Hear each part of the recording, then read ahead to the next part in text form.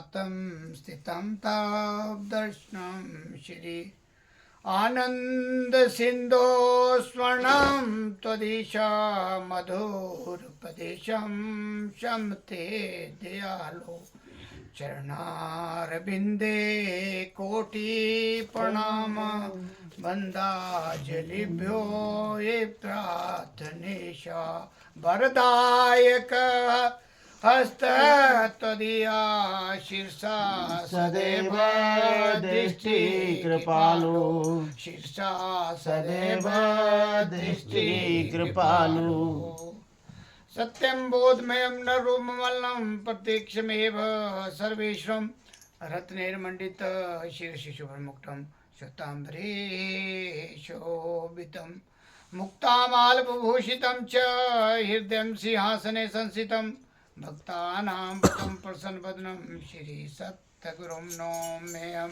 श्री सद्गुरुं नौम्यहं। बोल मेरे श्री गुरु महाराज की जय। जगत वंदनीय प्रातः समनीय सर्वहितकारी भक्तवत्सल शहंशाह अध्यात्म मत के संस्थापक दादा गुरु श्री परमहंस दयाल जी महाराज के चरणों में मेरा साष्टांग दंडवत कोटि कोटि प्रणाम।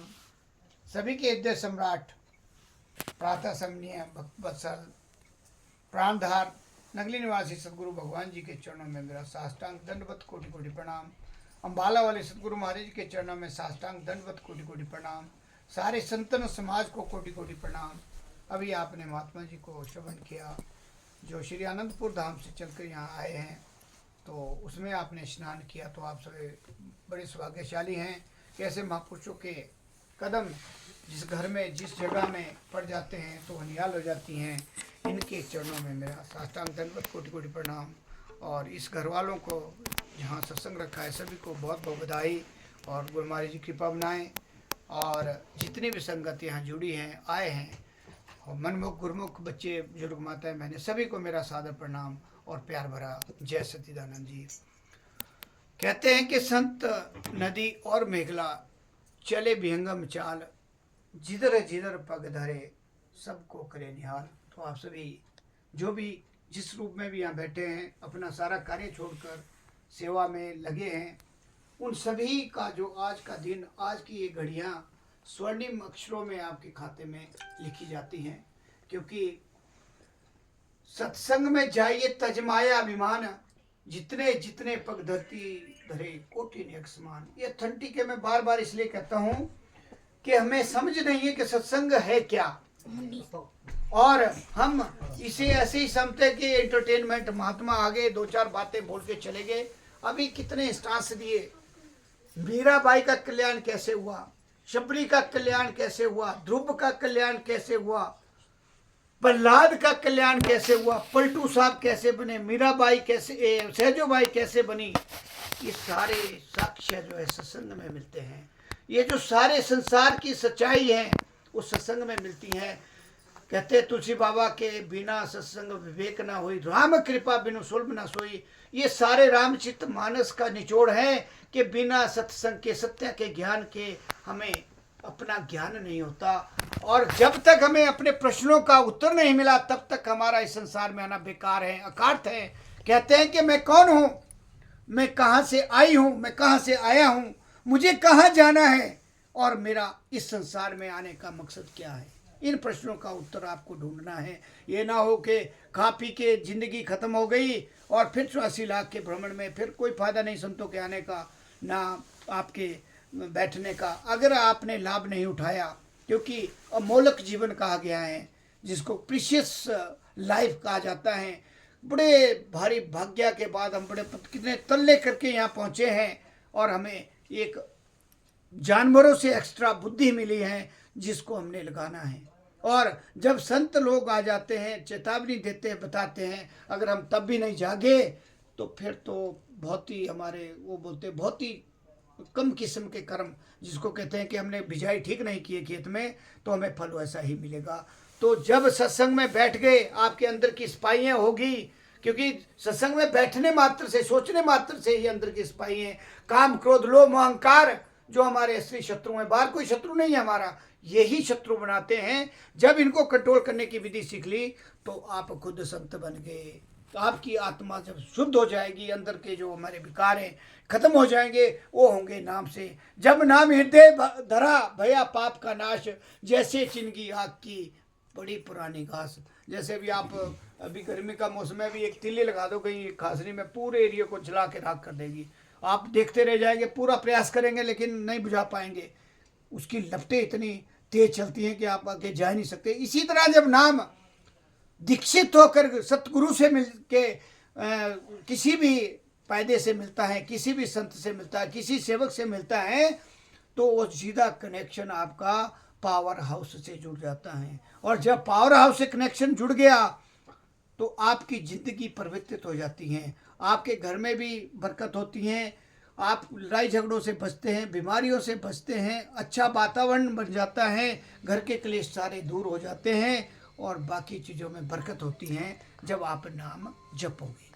क्योंकि ये ऐसा नहीं है कि दूसरे के कहने पे, जैसे शादी होती है ना तो वहाँ बोला जाता है कि पत्नी जो अच्छे काम पति करेगा तो पत्नी को उसका आधा मिलेगा, और जो पति गलत काम करेगा उसका उसी को मिलेगा। ऐसा कुछ नहीं है। अब जैसे मान लो मुझे सिर में दर्द हो रही है, मैं पत्नी को दवाई दे देता हूँ, भाई आप खाइए मैं ठीक हो जाऊँगा, क्या वो ठीक हो जाएगी? ये सब भ्रमजाल हैं, ये संसार ही भ्रम है। इस भ्रम जाल से हमें बंधन क्या है? ये सारा बंधन है, ये परिवार बंधन है, रिलेशन बंधन है, इधर उधर बच्चे सब ये बंधन ही तो है। पशुओं से, कुत्तों से आजकल तो नया चाल चल चला है कि पशु छोड़ दिए ग्राउंडों में और क्या नाम सड़कों में, और कुत्ते पाल रहे हैं, उनकी सेवा कर रहे हैं। कैसा समय आया है। मैं बड़ा हैरान होता हूँ कि बड़े बड़े जो ज़्यादा लोग हैं, क्या मिडिल के भी मैंने बहुत से देखे शहरों में, ये फैशन बन गया है। और जबकि हमारे तो शास्त्रों में लिखा है कि कुत्ते का क्या काम है, वो अंदर आएगा तो उसके क्या परिणाम मिलते हैं। आपकी जो बुद्धि है वो भ्रष्ट रहेगी, हर टाइम आप कुत्ते ही बने रहेंगे। जैसा संग वैसा आपका दिमाग होगा। भी क्या कहा कि जैसी संगत वैसी रंगत चढ़ेगी आपको। अभी आप सत्संग में बैठे हैं, दुनिया से टूटे हुए, अगर यही हम दूसरा काम बोलते हैं, अभी नाच गाना, तो आपका ध्यान कहीं और ही होना था। जैसा मन है वैसे ही बनेगा ना। वो तो अच्छी चीज़ देखेगा बाहर की, वो नहीं जाएगा इसकी यहाँ की तरफ।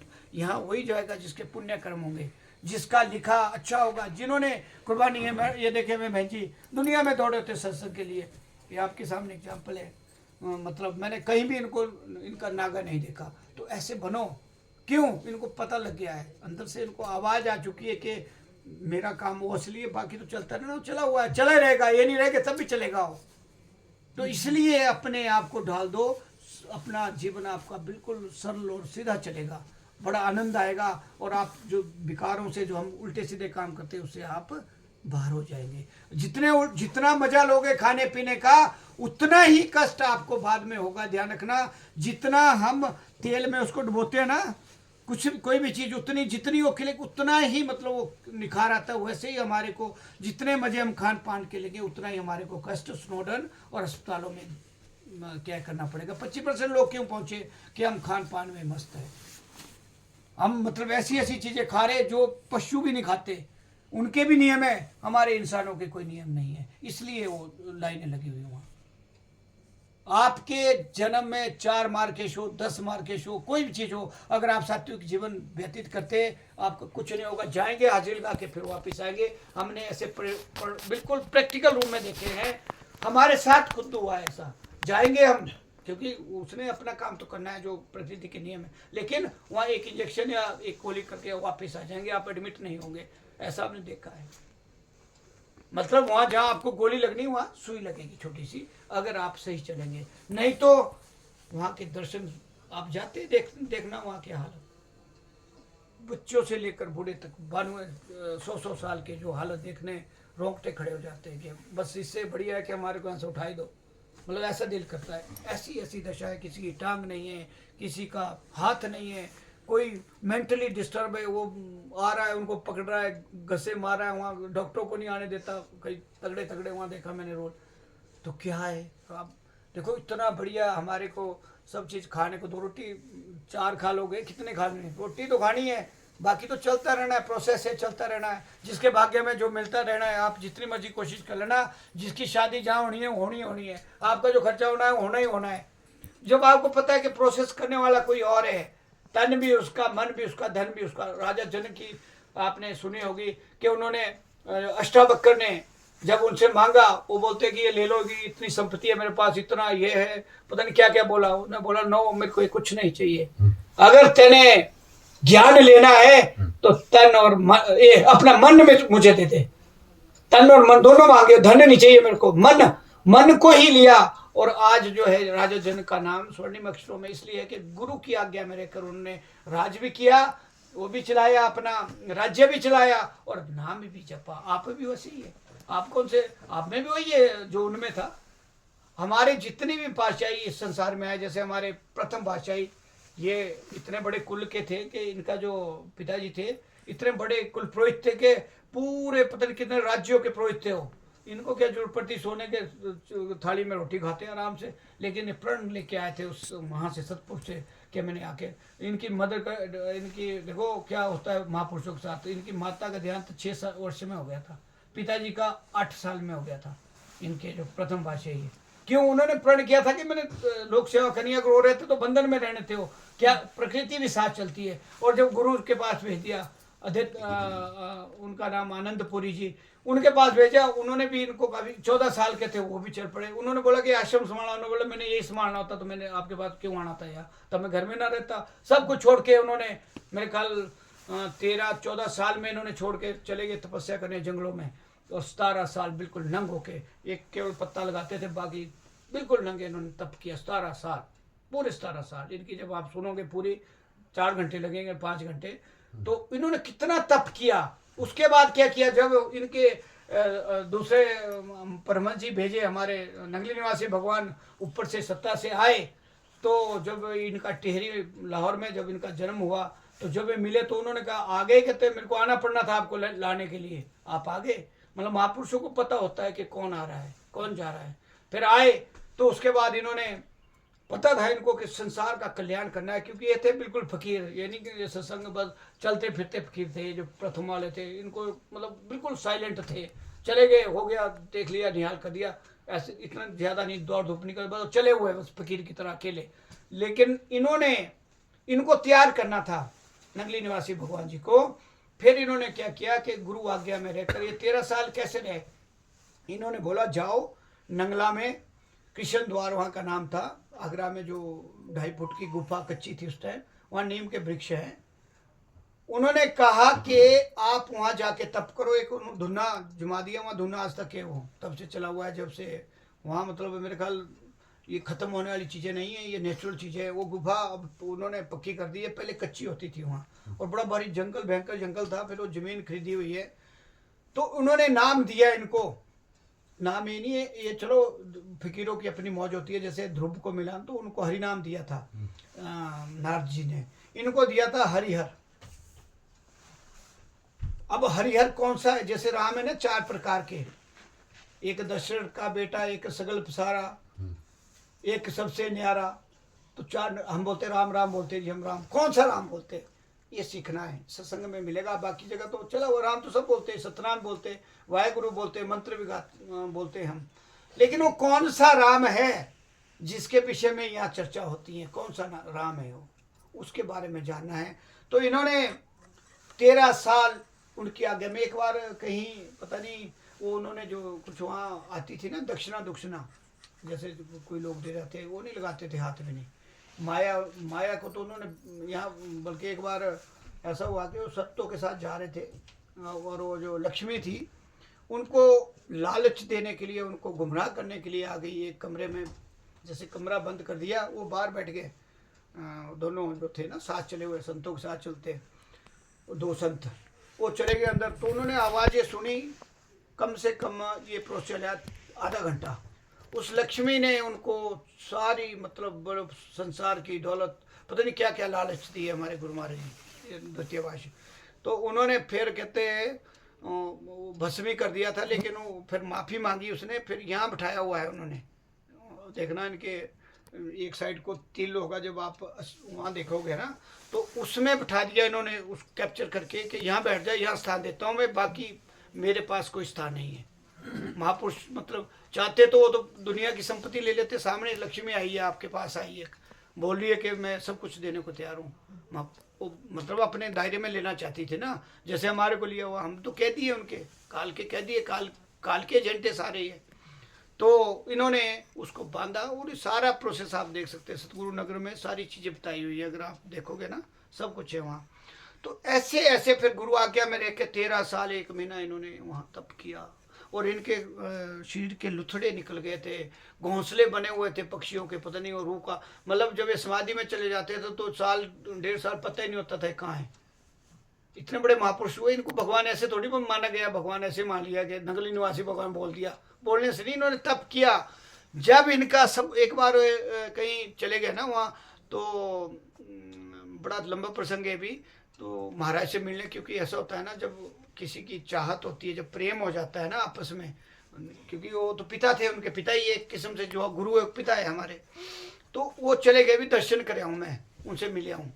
तो देखो संत महापुरुष बंदे को बनाने के लिए क्या करते हैं, उन्होंने कहा कि अंदर से ही आवाज़ दी कि ये कैसे आ गए, कहते वापस, इनको बोलो, अपने जितने भी शिष्य थे उनको बोलो वापस जाओ जहाँ से आए, यहाँ नहीं आना है। तो उन्होंने, अब वो तो मिलना चाह रहे थे, कहते मुंह भी नहीं दिखाया, पीछे कर लिया मुंह उन्होंने, प्रथम बादशाह ने। तो बड़े भारी परेशान हुए, और क्या कहते उन्होंने, वो कहते मैं कुछ लाया हूँ भेज देने को, कहते यहाँ से फेंक दो खिड़की से, मेरे सामने नहीं आना है, यहाँ नहीं है आपका स्थान कोई अभी। बड़ा भारी, कहते फिर जब वो वैसे ही मुड़ गए नंगली निवासी भगवान, बड़े मतलब बड़ा दुख हुआ उनको कि मैंने मुर्शिद के दर्शन करने, केवल दर्शन के लिए आए थे वो, बहाना ढूंढ के। फिर वो वापिस हो गए, रोते जागते चले गए, जैसे थे कि उस टाइम पैदल ही चलना पड़ता था, वो तो थे नहीं साधन। और इन्होंने बाद में ये बड़े रोए, प्रथम बादशाही, कहते उनको बोला, अपने साथियों को बोलो, तुम्हारे को अक्ल नहीं है कि तुम तो बोल सकते, मैं तो बोल नहीं सकता था, क्योंकि मैंने आज्ञा दी है तपस्या करने की, मैं नहीं रोक सकता था। तुम्हारे को, कहते तुम्हारे को इतनी अक्ल नहीं आई कि आप रोक लेते इनको, कहते हैं, क्योंकि उनको पता, वो ही जानता है जिसको मतलब दर्द होता है, वो ही समझ सकता है। तो बड़े भारी हो रहे एक बाद में बड़े, तो वो भी सोचने लगे, पर वो बहुत दूर निकल चुके थे।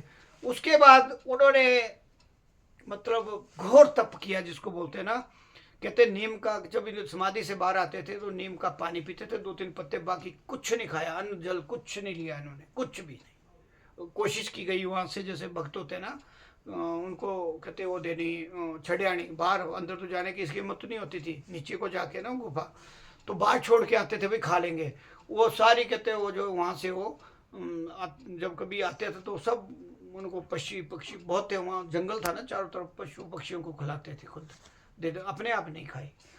जब 13 साल 1 महीने के बाद जब कुछ भक्त आए, उन्होंने देखा कि तो बिल्कुल ही खत्म, मतलब शरीर का कुछ नहीं, हड्डियां नजर आ रही थी, बात कुछ नहीं रह गया था।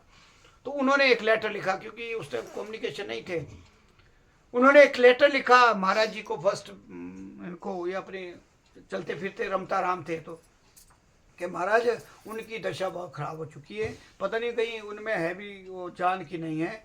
जब लेटर वहाँ पहुँचा तो बड़े भारी रोए हो, क्योंकि भूल चुके थे वो, मतलब इनको बनाने के लिए उन्होंने अपने को बुला दिया था, ऐसा नहीं कि भूल जाते कि ये बने नंगली निवासी भगवान।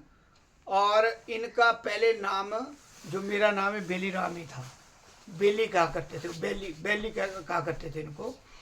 तो जब उन्होंने लेटर पढ़ा तो कहते जो रोए, बहुत रोए। उन्होंने उसी टाइम आदेश दिया कि इनको उसमें पालकी में, अपने जितने भी थे संत, उनको कहा कि इनको पालकी में लेकर हमारे पास लाओ। कहते जब वहाँ पहुँचे, बिल्कुल था, कहते शरीर बिल्कुल ही खत्म हो चुका था।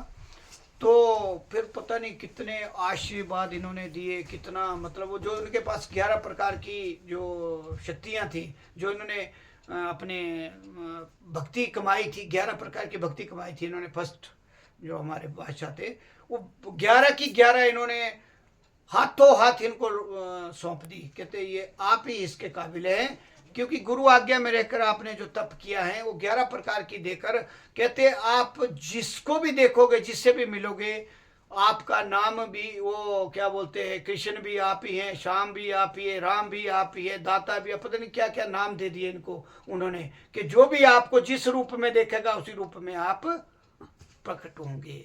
उसके बाद इन्होंने कम से कम अपनी आंखों से 10,000 मतलब जो संत बने, इनकी आंखों से, केवल आंखें मिलाने से ही, इन्होंने नहीं दिया ऐसे जैसे आशीर्वाद, आंखें मिलाने से ही परिवार के परिवार संत बन गए। इनकी आंखों में इतनी कशिश है, आज भी अगर आप अपलक जो आपको दिया जाता है, जो ज्ञान दिया जाता है, जब अपल करोगे 5-7 मिनट ही बैठना आप में एनर्जी आ जाएगी, और 15 मिनट करते तो बड़ी भारी एनर्जी आ जाती है जो कंटिन्यू प्रैक्टिस करता है। और जब अंदर बैठ जाते हैं तब ये सारी पिक्चर बनाते हैं। हमने तो प्रैक्टिकल रूप में देखा है, परीक्षाएं भी होती हैं लेकिन ये हेल्प आपकी पूरी करते हैं 100%, और दर्शन भी देते हैं।